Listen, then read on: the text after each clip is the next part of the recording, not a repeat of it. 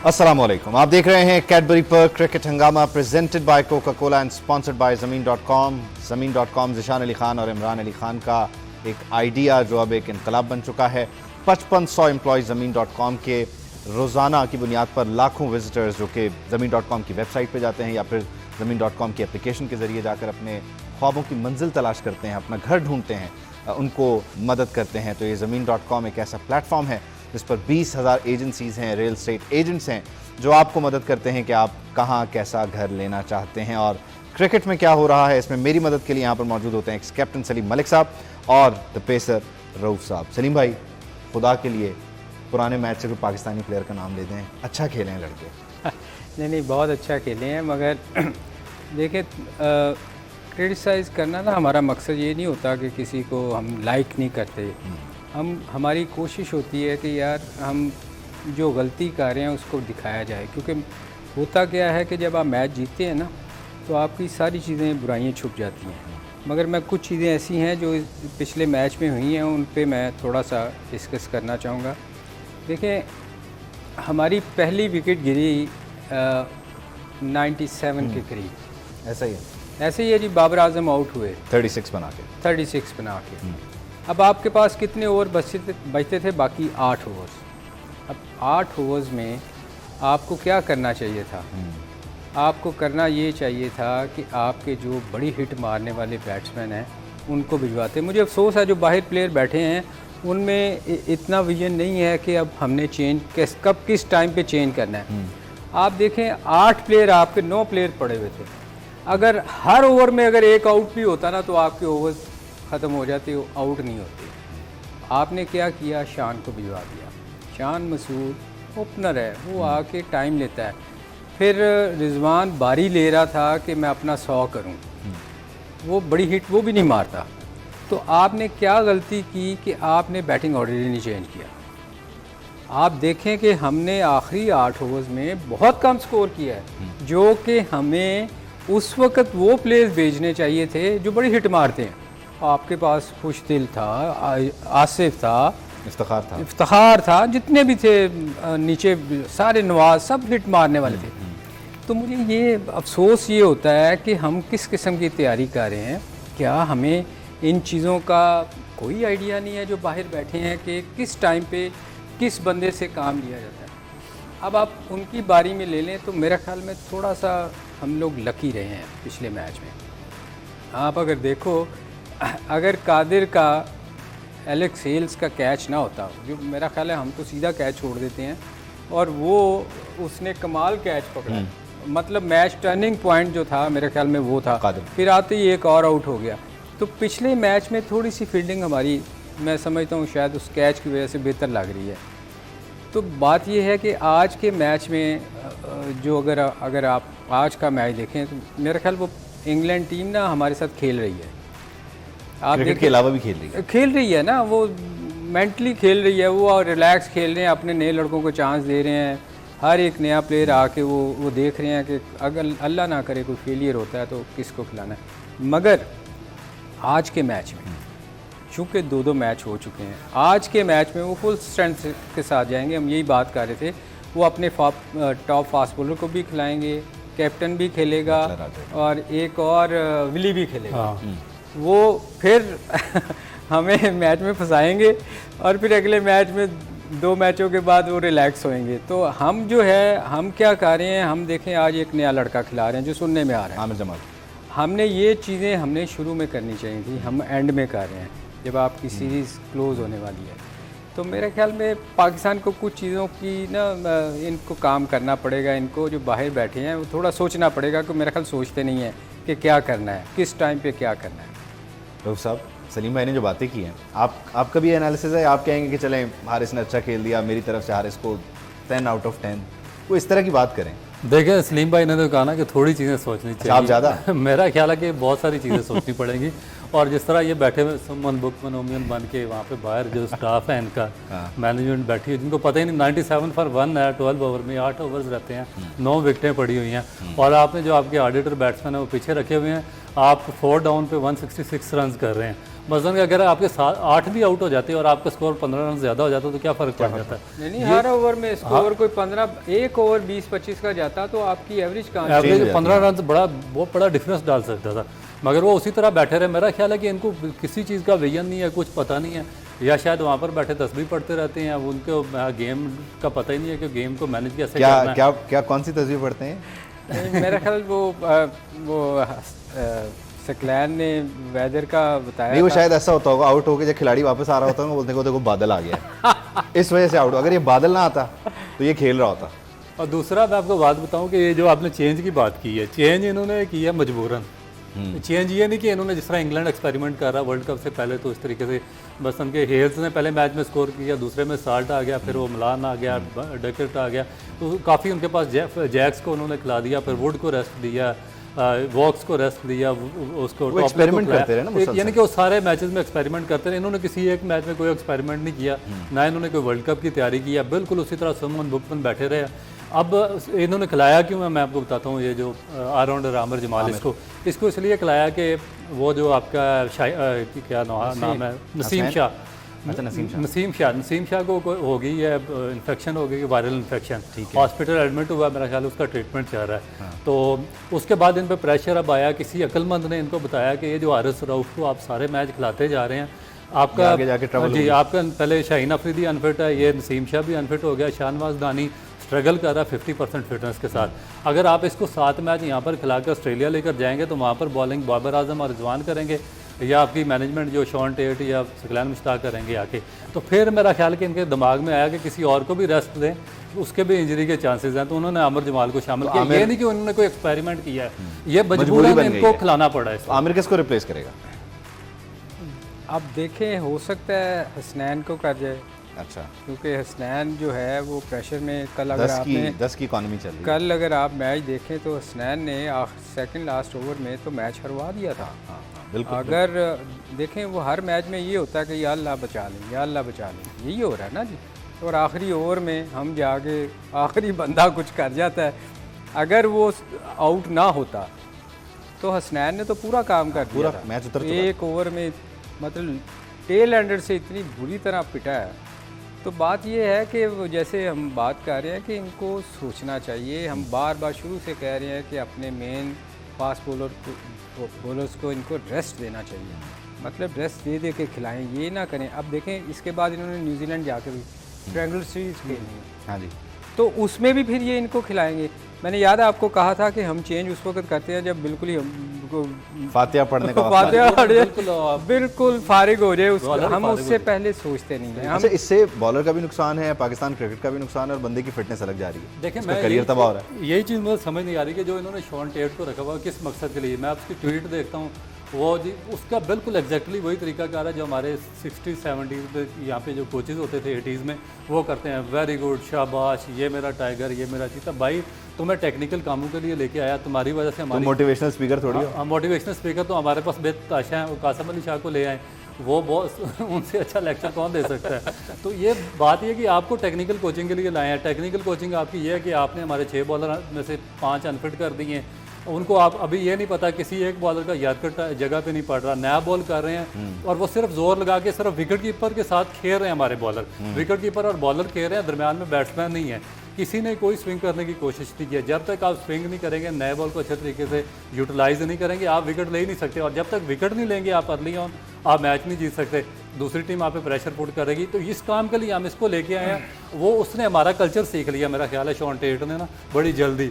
अब वो motivational speaker यानी अब उसके भी अगले 5-7 साल पक्के हैं क्रिकेट बोर्ड में। आप ये देखें, अगर ट्वीट अगर आपने देखी हो, कल जितना क्रिटिसाइज़ किया गया है हमारी बैटिंग को, जीतने के बावजूद लोगों ने बहुत क्रिटिसाइज़ किया। उसकी वजह ये थी कि हमने कोई प्लान नहीं किया हुआ था। हम मैच हमारी तरफ आ गया, हमने जीता नहीं, हमने नहीं जीता। वो तो स्टार्ट में आपको स्टार्ट 3 प्लेयर्स उनके जल्दी आउट हो गए तो आपको स्टार्ट मिला।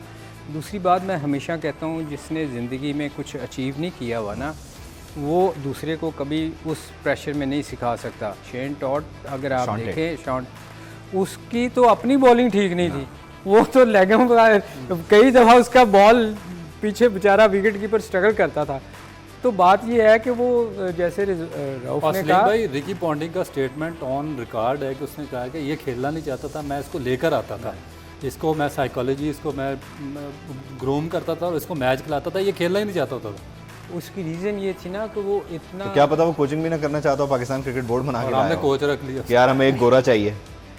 देखें, अगर कोई ये रखते ना रिकी पॉन्टिंग या इस किस्म का प्लेयर जिसने ज़िंदगी में बहुत अचीव किया और बहुत से उतराव Technical cricketer। देखे हुए हैं ना चीज़ें उसने, तो कुछ समझ भी आती थी मगर आई डोंट नो कि हम क्या सोचते हैं, बस गोरी चमड़ी होनी चाहिए, हम गुलामी से अभी तक बाहर नहीं निकले।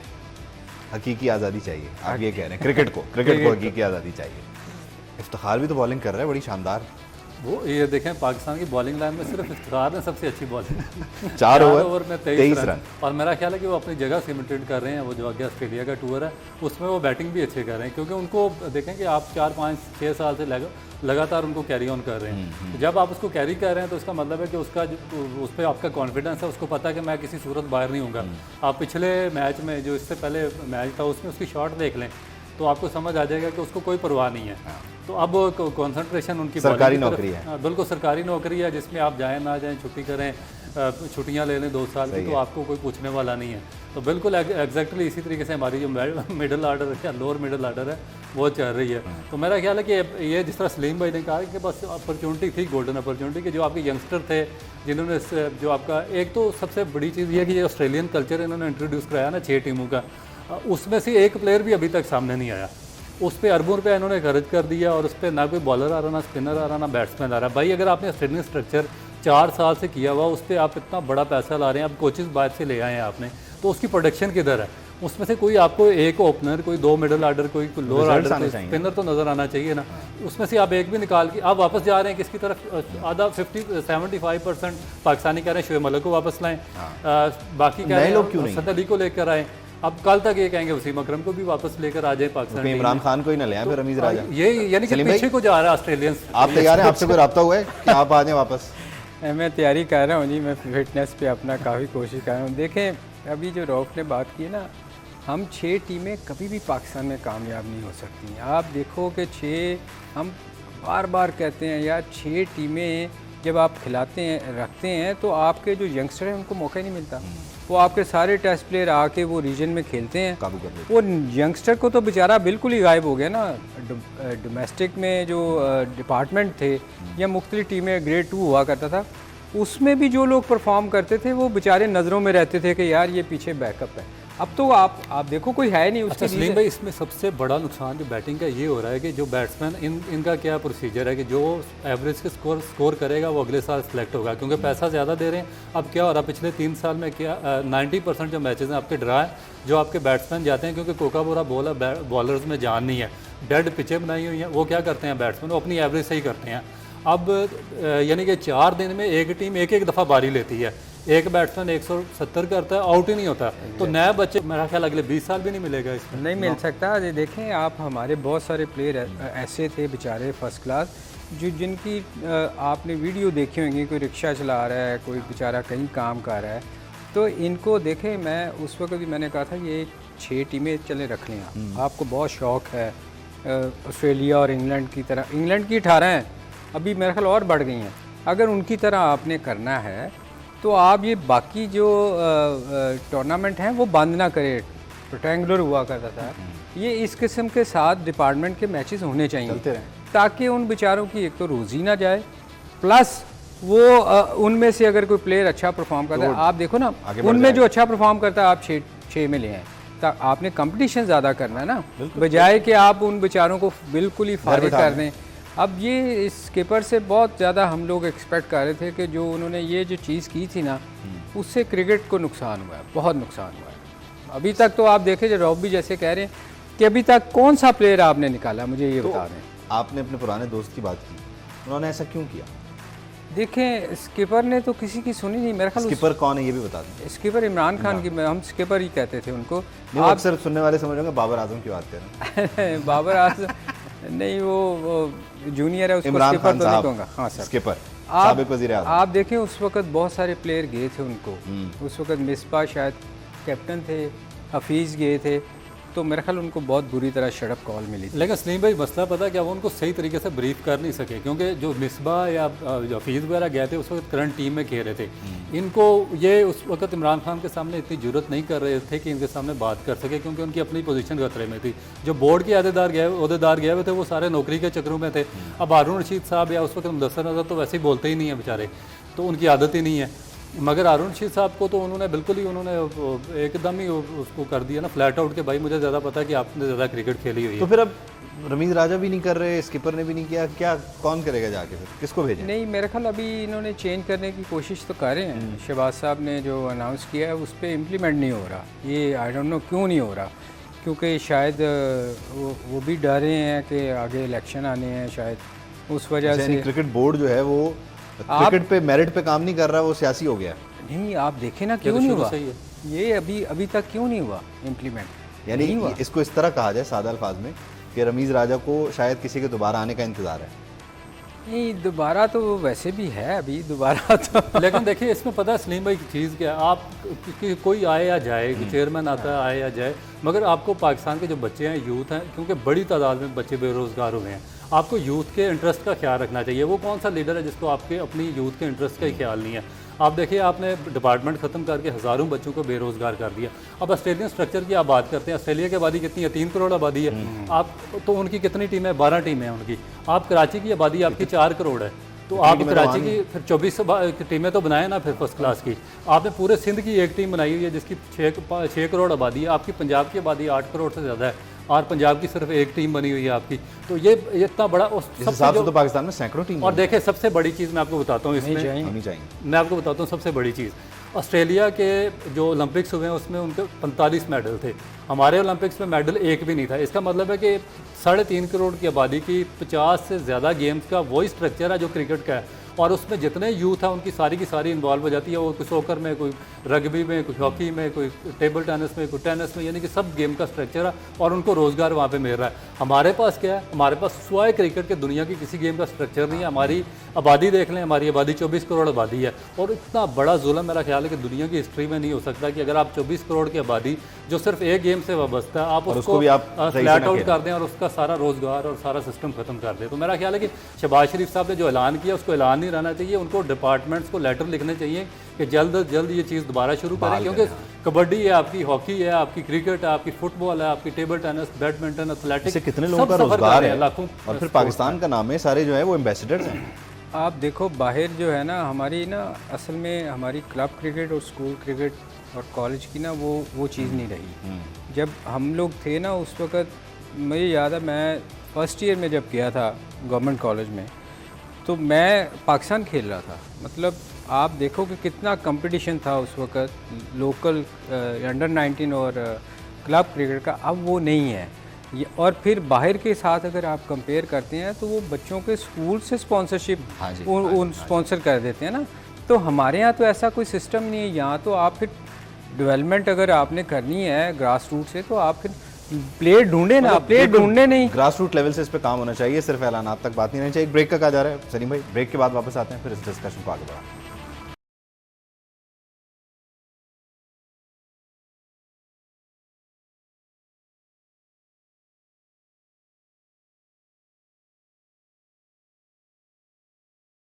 Welcome back. आप देख रहे हैं Cadbury Perk cricket Hungama presented by Coca Cola and sponsored by ज़मीन.com। ज़मीन.com के महीने में 55 लाख विजिटर्स हैं जो इनकी वेबसाइट पर, इनकी मोबाइल एप्लीकेशन पर जाते हैं, और रोज़ाना की बुनियाद पर तकरीबन लाखों लोग यहाँ जाकर घर ढूंढते हैं किराए पर या ख़रीदने के लिए, जो भी उनकी ज़रूरत होती है उस हिसाब से। और तकरीबन 13 से ज़ायद 14 से ज़ायद शहरों में ये इस वक्त फुली फंक्शनल है, ऑपरेशनल है। और एक ख़ास बात इसकी है कि जदीद टेक्नोलॉजी जो है वर्चुअल रियलिटी 360 व्यू, उसका इस्तेमाल करते हुए आपको कराची से बैठ के लाहौर के घर दिखा देते हैं, लाहौर से बैठ के इस्लामाबाद के घर दिखा देते हैं। तो आपको ज़रूरी नहीं है कि आप वहाँ जाएँ, पहुँचें और फिज़िकली विज़िट करें, बल्कि आप वर्चुअली भी अपनी प्रॉपर्टी को देख सकते हैं, उसको एग्जामिन कर सकते हैं और फिर डिसाइड कर सकते हैं कि आपने आखिरकार करना क्या है। टीम पाकिस्तान आज क्या करेगी और पहले क्या कर रही है, इस पर हम बात कर रहे थे, दोबारा बात कर लेते हैं। सलीम भाई, एक प्लेयर तो पाकिस्तानी मैं पहले मिनट से पूछ रहा हूँ आज फिर, कौन है? हारिस रऊफ प्लीज़, या आज आप बटलर की तरफ चले जाएं? नहीं, हमारा ये है ना कि हमारा अगर सिर्फ एक आपका प्लेयर कंसिस्टेंट है, वो है रिजवान। वही अच्छा कर रहा है, बाकी सब लेकिन रिजवान के लिए तो आप ये कहते हैं कि वो सिर्फ नसभज करता है और उस तरह से नहीं, नहीं वो कर रहा। थोड़ा सा उसका स्ट्राइक रेट उसका स्लो है, मगर मेरे ख्याल में देखें रिजवान को मेरी एडवाइस है, वो सुने ना सुने, उसको एक चीज़ पे काम करना चाहिए। जब आप 50 कर लेते हैं ना, फिर आपको थोड़ा सा ना इम्प्रोवाइज़ करना चाहिए। आप क्या करते हो, आप शुरू से लेके आखिर तक एक ही मोमेंटम रखते हो। बॉल आया, बग़ैर देखे आपने हिट मार दी और वो सीधा फील्डर के हाथ में जाता है। आप जितनी भी शॉट देखो एंड में सिंगल होती है। अब जो बैट्समैन है ना, जब वो सेट हो जाता है ना, तो उसके हाथ में कंट्रोल होना चाहिए। आपको अपने एंगल करने चाहिए, बैट को एंगल करके खेलें। आपको बॉल बड़ा उस वक्त बड़ा नज़र आ रहा होता है, वो एंगल कोई नहीं करता। मैं देखता हूँ वो एक ही साइड पे खेले जाता है। आप देखें जितना बैट को आप ओपन करेंगे ना, उतनी वो आपकी शॉट अंदर को जाएगी। इस एक्स्ट्रा कवर मारे, थोड़ा और एंगल कर ले, फील्डर देखे ना, गैप्स आपने ढूंढने हैं। अगर टांग पे भी खेलता है, उसको बॉल मिलती है, वो हिट मार देता है बस।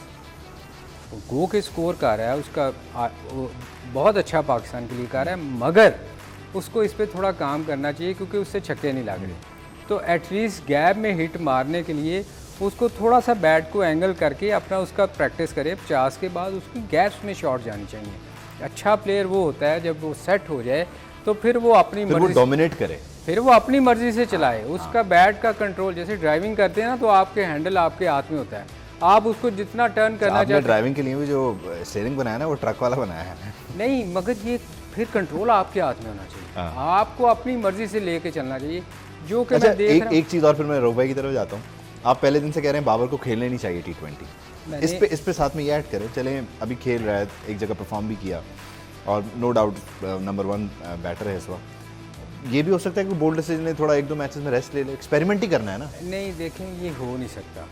क्यों? अब ये तो इसलिए कि अगर वो इस क्रिकेट को छोड़ता है ना, लीग्स चली जाएंगी, तो वो लीग्स चली कमर्शियल्स चले क्योंकि कमर्शियल चले जाएंगे, क्योंकि पैसा जो है वो सारा इतना कमर्शलाइज हो गया T20 कि आप जो भी अच्छा प्लेयर आप देख लो, जो भी अच्छा प्लेयर है उसको छोड़ने के लिए तैयार नहीं, क्योंकि साल में जितने आप पैसे बनाते हैं आप टेस्ट क्रिकेट एक्सक्यूज मी और वनडे खेल के आप इतने पैसे नहीं बना सकते। और प्लस और गायब भी हो जाते हैं आप। नहीं, गायब हो जाता है ना। आप देखें कितने पाकिस्तान के प्लेयर हैं जो टेस्ट मैच खेल रहे हैं, स्कोर कर रहे हैं बड़ा, मगर उनका नाम नहीं है। उसकी रीज़न ये है कि इसमें कमर्शियल बहुत पैसे नहीं हैं। आज के मैच की मैं थोड़ी सी एक चीज़ कहूँगा कि आज के मैच में ना एक फ़र्क होएगा। अच्छा, पिछले 4 मैचों में हम कराची में कहते रहे कि जी टॉस जीत के बड़ा था, शुरू में उन्होंने बारी ले ली, फिर उन्होंने नहीं ली, मगर लाहौर के मैच में जो पहले बारी ले फील्डिंग करेगा, पहले फील्डिंग करेगा, उसका बड़ा चांस होएगा मैच जीतने। अच्छा, विकेट की बात करें, मैं आता हूँ ना जरा लाहौर के और कराची। वो रहू बता देगा मेरे से पहले। अब आप फिर आपस में तय कर लें। नहीं रहू से रहू भाई, क्या मतलब डिफरेंस क्या है कराची और लाहौर की विकेट में? वहाँ मौसम का फर्क, यहाँ फिर अब देखिए कराची में थोड़ा सा जो वेदर होता है ड्राई होता है, उसमें सेकंड टीम होती है, उसके लिए आइडियल हो जाता है बैटिंग करना। मगर लाहौर में आप जिस तरह देख रहे हैं कि थोड़ा सा ड्यू फैक्टर आ रहा है और उसकी वजह से मॉइस्चर होता है पिच में, और उसके बाद जो आपका कल बारिश हुई है उसकी वजह से और डम्पनेस होगी। तो मेरा ख्याल है कि जो भी टीम है इसमें टॉस जीतेगी वो इसीलिए पहले बॉलिंग करना पसंद करेगी। ड्यू फैक्टर बहुत बड़ा, ड्यू फैक्टर की वजह से थोड़ा डम्पनेस तो होती है इस पिच पे। इंग्लैंड ने टॉस जीतना, उसके बाद हमें बताना है हमने क्या करना है। वैसे उनका कोई पता नहीं, वो हो सकता है बैटिंग ही करना, वो एक्सपेरिमेंट कर लें। नहीं वो उनका वो, क्योंकि वो उनको शायद इस चीज़ का आइडिया ना हो, मगर मेरे ख्याल में होना तो। लेकिन सलीम भाई, जिस तरह खेल हम रहे हैं, लग ऐसे रहे उन्हें सारा आइडिया, हमें आइडिया नहीं है। नहीं इसी बात पे ब्रेक ले लेते हैं। ओके, ब्रेक का वक्त हो गया, ब्रेक लेते हैं, ब्रेक के बाद वापस आते हैं।